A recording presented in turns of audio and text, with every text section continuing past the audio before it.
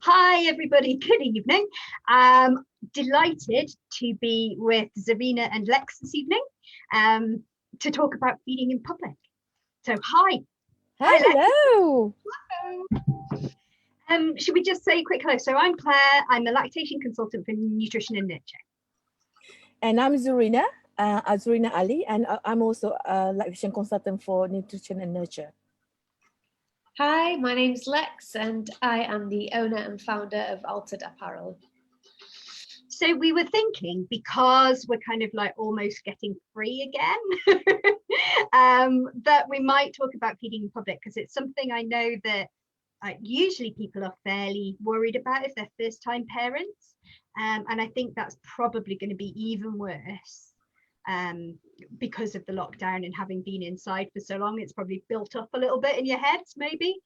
So we thought we'd try and just get it all out there, just get it out in the open, what it's like, what you can wear, where you can feed, how you can feed, what it's really like, and share our experiences and hopefully yours as well. So please do comment, say hello. There may be a slight delay because I've got to check on my phone to look at the comments, but we'll work it out somehow. Share any stories you've got. That would be lovely to kind of get a bit of a conversation going with it. Mm-hmm. So I think, why do you think people are worried about feeding in public? I think sometimes, because we don't really see breastfeeding women feeding in public. Yeah, that's definitely one, isn't it? Mm-hmm. And I think also you get battered with headlines about it, making it into a really big deal. Mm-hmm. Like breastfeeding woman kicked out of Claridge's or whatever the heck it was a few years ago. Or the big mobs of people sort of doing mass protests kind of thing, and on places that have perhaps not let them breastfeed or made it difficult for them to breastfeed. Yeah, and I think the media kind of play that up quite a lot. Yeah. Obviously, the more antagonistic they can make it, the more papers they sell. So they've got a vested interest. That doesn't happen. It's just that it perhaps doesn't happen quite as often as it's being portrayed, like being made to seem. Yeah. I was terrified. I was absolutely terrified. And every time I went out, I would be, oh, sorry, I'm being joined by a cat as well. You're famous. Oh, yes. Every time I went out, I was like thinking of comebacks that I could say. If anybody said anything to me, what would I say? What would I say? And it never happened. It's kind of a disappointment in some ways. Yeah, I think for me was with my first experience, because I'm originally from Malaysia, so I was my first experience was feeding in public. It was not a problem while I was in Malaysia. I mean, my eldest is a grown man now, but when I came here, it was feeling a bit. People keep staring at me. And then, I got comments and stuff, which was like, okay, I was probably quite confident already because it was my second son. And then I said, I wanted to breastfeed the baby and I can do the whatever. I suppose that was quite, in the beginning, it was quite intimidating to say that, but I thought that I can't just let people say things to me because it's not something that I feel that I have to hide when I need to breastfeed my baby in public. Yeah. Lex, did you have any? So with Anouk, I had a shield to feed because she really struggled to latch. And I don't know whether this is with everybody, but as soon as you attach the shield, it just absolutely filled up with milk. And so I would take a muslin cloth with me everywhere. I'd have one tucked under my bra because it was catching all the milk. I'd have another one over the top. And so I had to fully expose my breast to put the shield on. So I was super uncomfortable a lot of the time. I really found it difficult with my first. But to be truthful, not many people were with my first, even though it was the most nerve-wracking. I had no real issues with anybody. Yeah, Well, I've been supporting for goodness, 6 years or something now, and I can count the number of people who've come to me.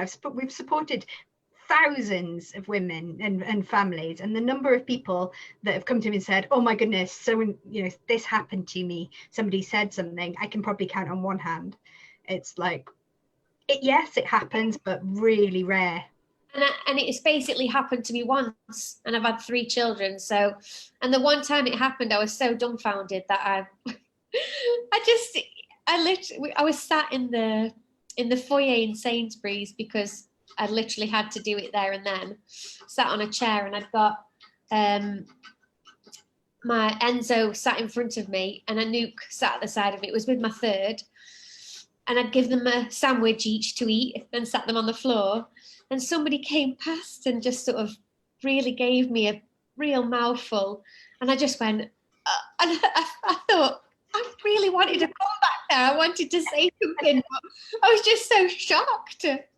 But that was the one and only time. The one and only time. Yeah. So probably my experience was not in the recent years. My son was when that happened in 1997, 8. So it was a long time ago. So probably then it was a different situation. Yeah, but I do think things have improved, haven't they? And I think partly because of those protests and things that families came together to do, and partly because of that, it's raised the awareness a lot, and really really helped people to be able to do what they want, when they want, and where they want.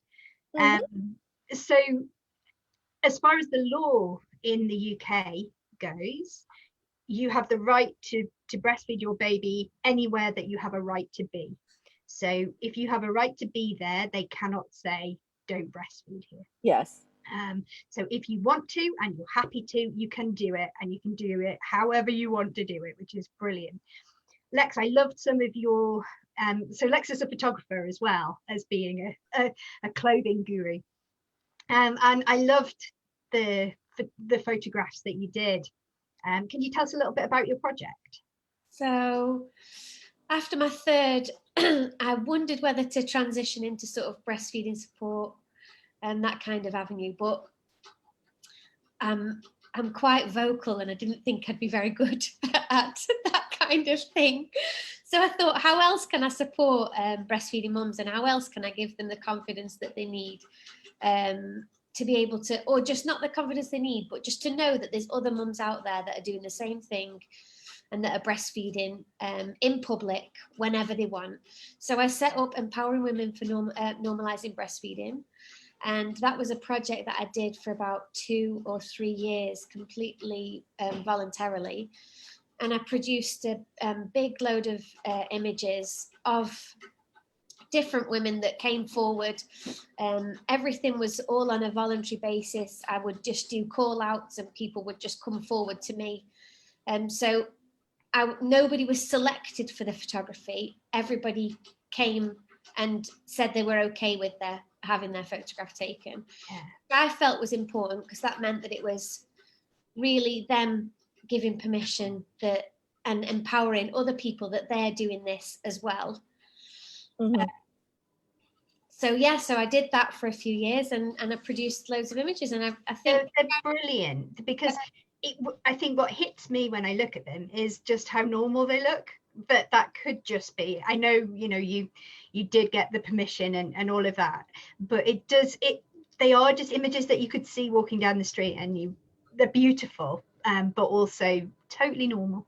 The thing is, they're staged without being staged. So we went to, whenever I did a shoot, so I did some in cafes, some outside on public benches, in parks.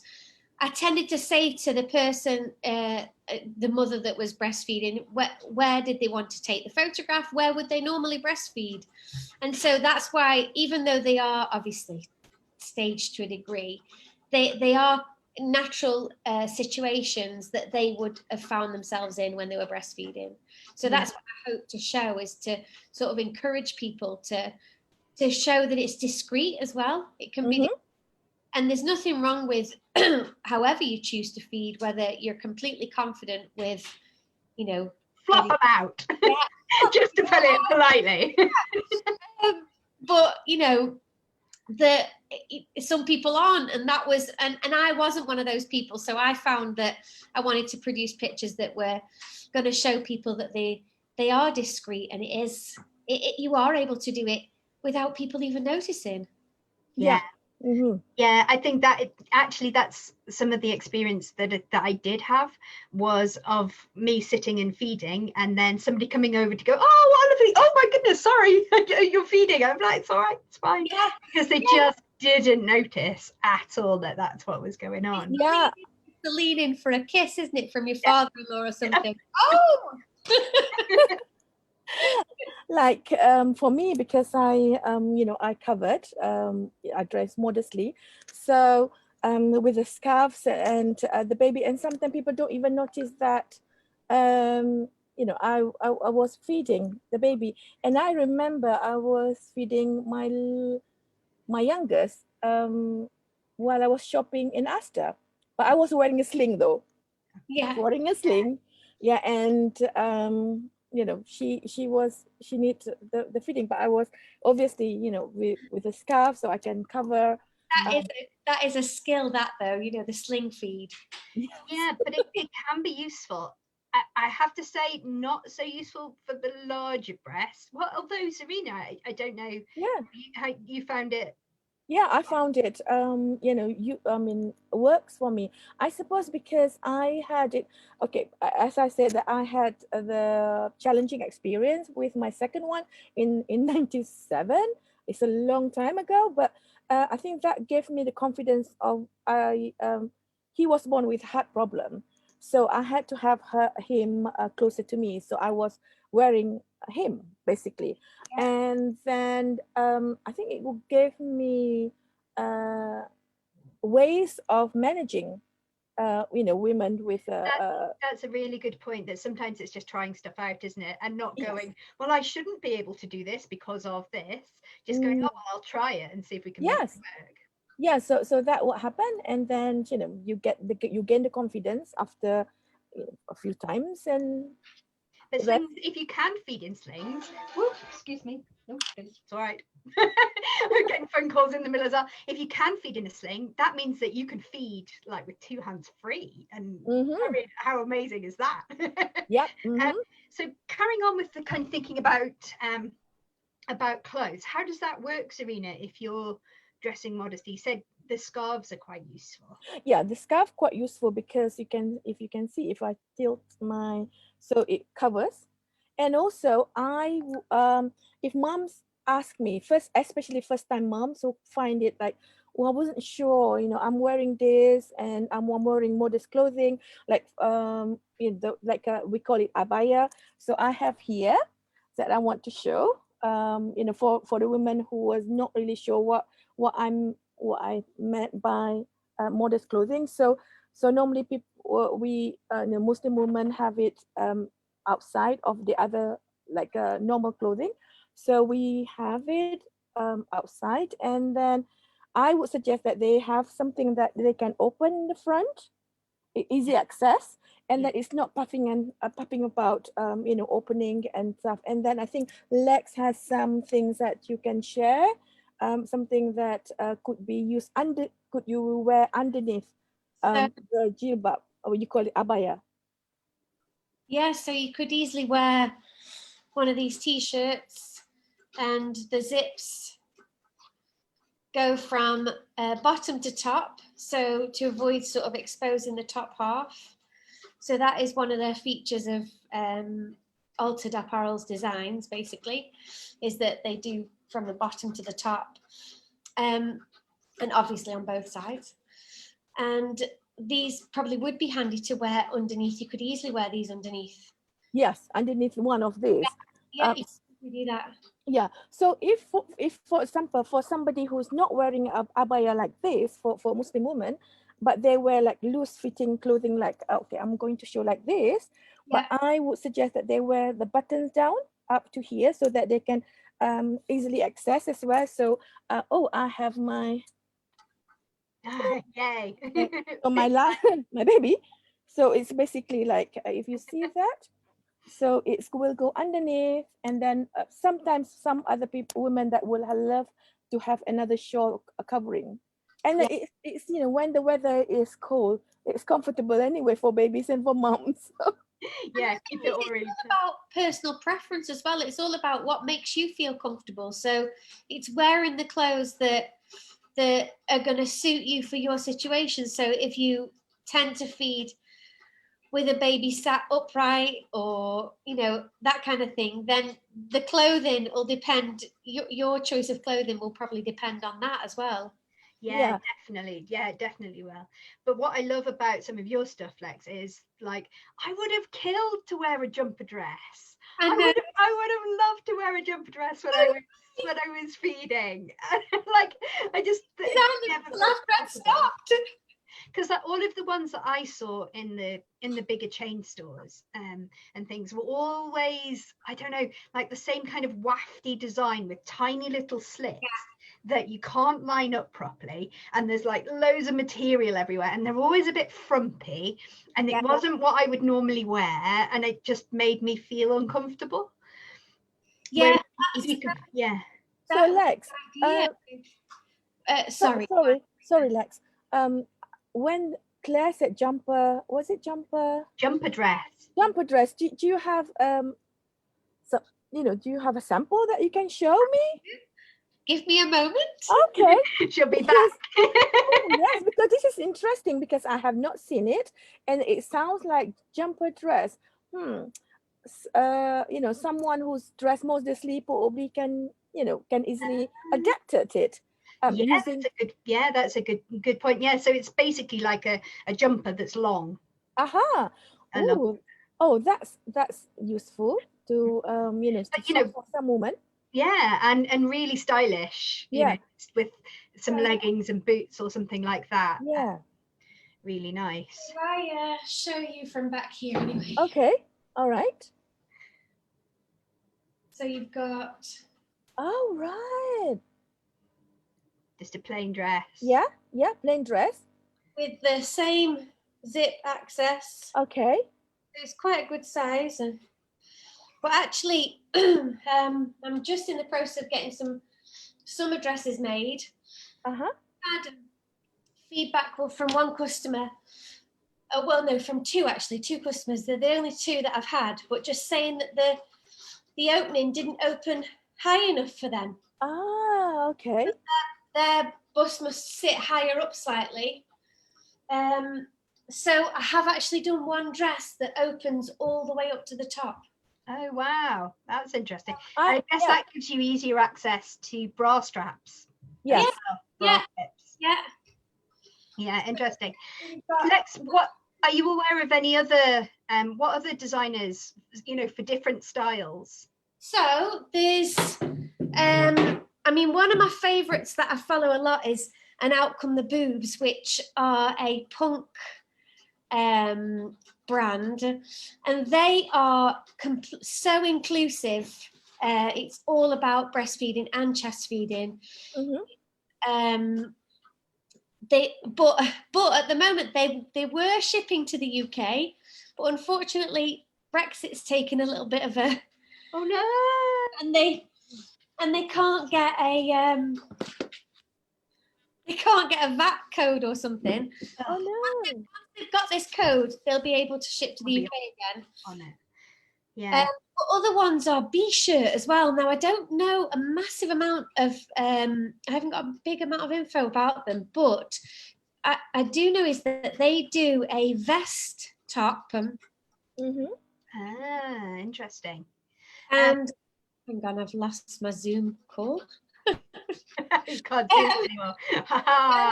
They do a vest top. So I thought that'd be good for the people that want to do, like you were talking about, is the modest. Or the layering, if you wanted to layer. Yeah, so I've got on, I'm doing the classic one up, one down trick. So I've got a really stretchy vest top underneath and a looser top on top. Though you can actually go fairly tight.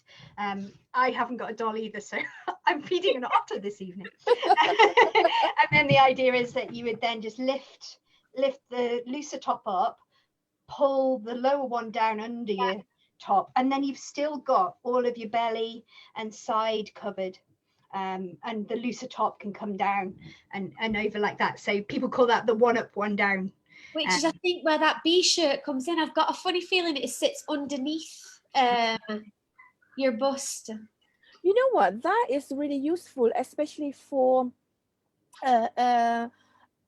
Muslim woman who wants to, you know, who's at home but still wants to wear modestly, because sometimes we have guests, or because, as you know, that we are covered, we have to be covering in front of people who are not you know, like a husband or like brother-in-laws and stuff. So that will be useful, because, you know, if you still discreet, you wear something like, you know, you're not wearing a long dress, but you can have this, and then not. So when you open up, like you know, kind of like pull up your shirt, you don't bare your. You're not showing any of your side, are you? So that's see that good. You could easily wear it underneath one of these as well, you know, because when it's a bit colder and you still wear a t-shirt, you've still got, and you still want to layer, but you don't want to, you know, get in the way of a zip or things like that. And I know there's a few brands that do a zip. And sorry. No, I was just going to say, if you are looking for clothing, you don't just have to kind of stick to the main.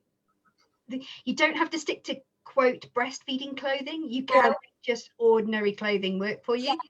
And there's a really good group called Can I Breastfeed in it. So good, so useful. Yeah, and they share clothing from all over the place and how people have made it work. So if you're going to a wedding and you want a such and such, you can kind of post and get some ideas. Yeah, definitely. Wow, that's great. I think it's Sorry, go Lex.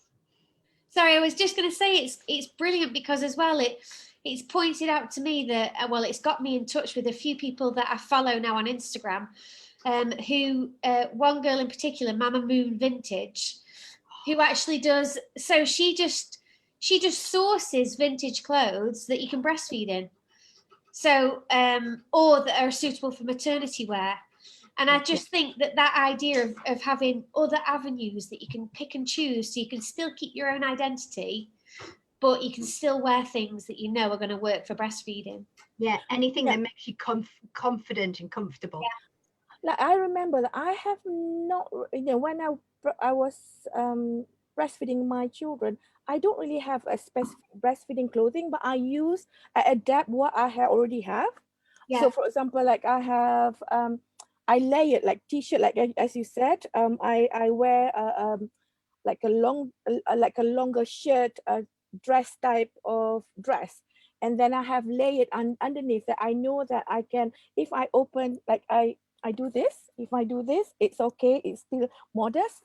And then I think it's also, I used to do, you know, when you are pregnant, you wear baggy clothing anyway. So and then I don't really have a pregnancy clothing, so it's just the adapting of what I have. And sometimes, you know, if you're conscious about not really getting lots of you know, new clothes, or you know, you are very aware of environment, to be environmental friendly, you don't want to change, you are really conscious about, okay, for example, you just want to wear a cotton, for example, a cotton shirt, and then you can just invest on that, and then kind of like then you can use a scarf or something. Yeah. And just have a scarf, mix up, and then, you know, different, even for me, like wearing this, I sometimes have a different type of scarf that I can just you know, cover and have a different style, still be stylish while breastfeeding. I can't claim to be stylish while breastfeeding, but I do, you know, I do want to feel like myself. Yes, that's the point, isn't it? No, I think what I meant by stylish is that you know, you don't have to be feeling that, okay, I'm breastfeeding, I don't feel I feel like, oh, a bit frumpy or whatever, but Yeah. you can feel good about yourself. Yeah. Yeah, I definitely. think as well, I mean, if you are conscious like that, it's about choosing. If you do want to buy things that are a little bit easier to feed in, it's about choosing the items carefully and just getting key things for your wardrobe that you can already mix and match with what you've got already. I mean, I did loads of layering.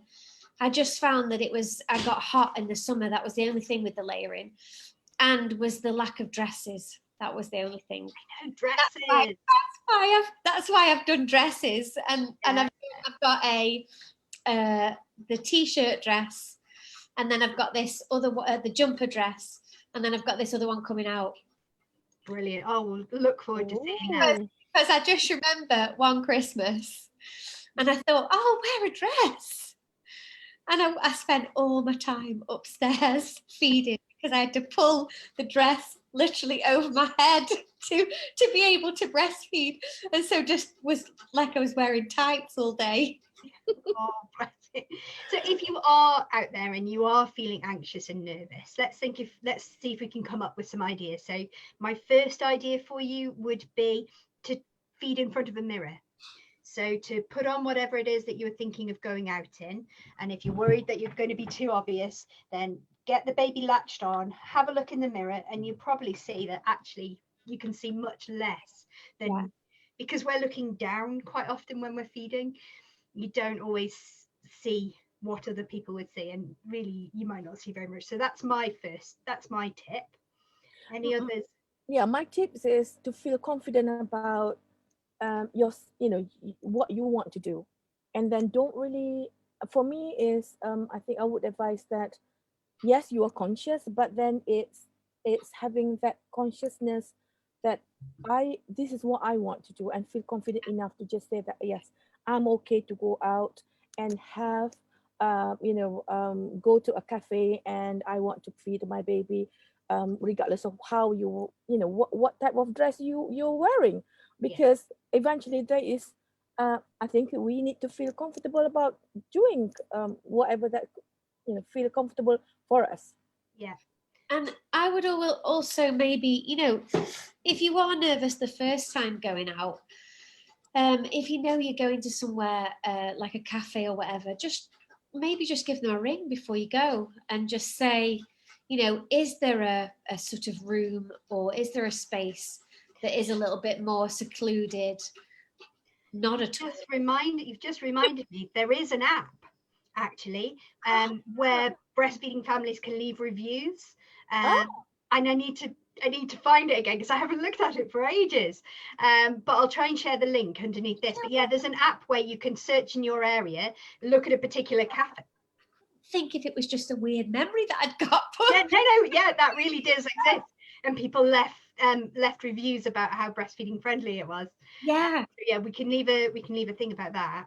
And so that's a good point of call as well then. And also I feel that it's having someone with you, someone like it's kind of like it's not a champion, but a sister or a friend that let's do, and then just to get a bit of confidence in the beginning, like, okay, this is my first time venturing out. I think it's not just going out or going feeding outside, but I think going out sometimes can be after staying with a baby at home, and then feel comfortable with your routines at home, and then you want to venture out. Sometimes it's just want to to feel confident again, have someone with you, and I think that's it's going to be the first time for a lot of people.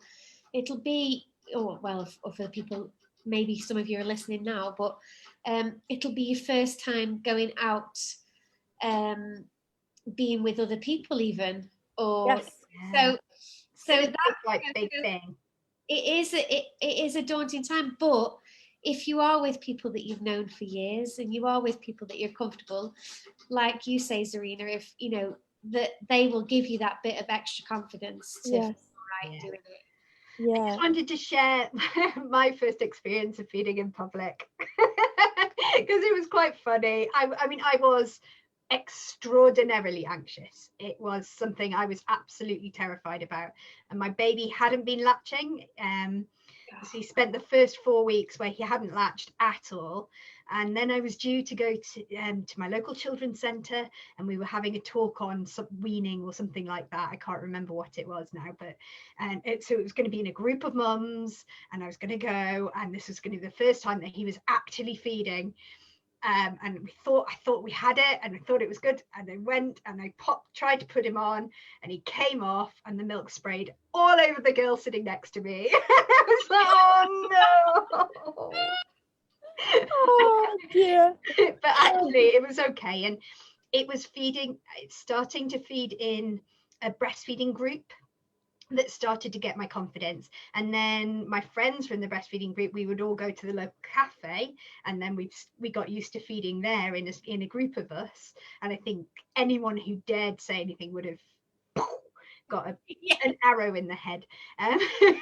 But yeah, so we got used to feeding there, and that built up my confidence. And by the end, I was wearing just in the summer dresses, and just going, oh, for goodness sake. Just go on. Yeah. Okay. I think it's because I was with my experience in a group, in a breastfeeding group, I think the new moms that they came, sometimes they feel that, oh, they're not really sure. But then the one that more experienced will say that, oh, you can do this, you can do that, you can wear this and that, and then kind of share what the experience that we had feeding in public. And then I think moms first time moms feel like, okay, I can do this because I see the other women is doing it. Yeah, especially like when we have toddlers tagging along, and then you have a little baby with you. That's what it's all about, isn't it? And that's what tonight is all about as well. It's women and people who've fed coming together to give other people that confidence and say, no, you go and do it. It's great. I think women are very good at supporting each other in that way. Yeah, it's a feeling of sisterhood. I feel that sisterhood. Good thing to do as well now, in preparation for sort of going out, would be to sort of find some of these groups and get yourself sort of logged onto their pages, have a look at what they've got to say, and more often than not, you'll connect with loads of people on there, because most people are experiencing what you'll find 30 people that are experiencing what you're experiencing. Even if you think that you are the only person that could possibly be experiencing something. Yeah. And so, if you're nervous or whatever else, there'll just be answers and stories that people have got to tell on all these forums and pages on Facebook especially. So yeah, don't feel alone, reach out. There are communities of people around you that will support you, and you will absolutely rock it. Yes. So I think that's good night, everybody, and thank you for joining us. I hope that was useful. Yeah. Bye. Bye.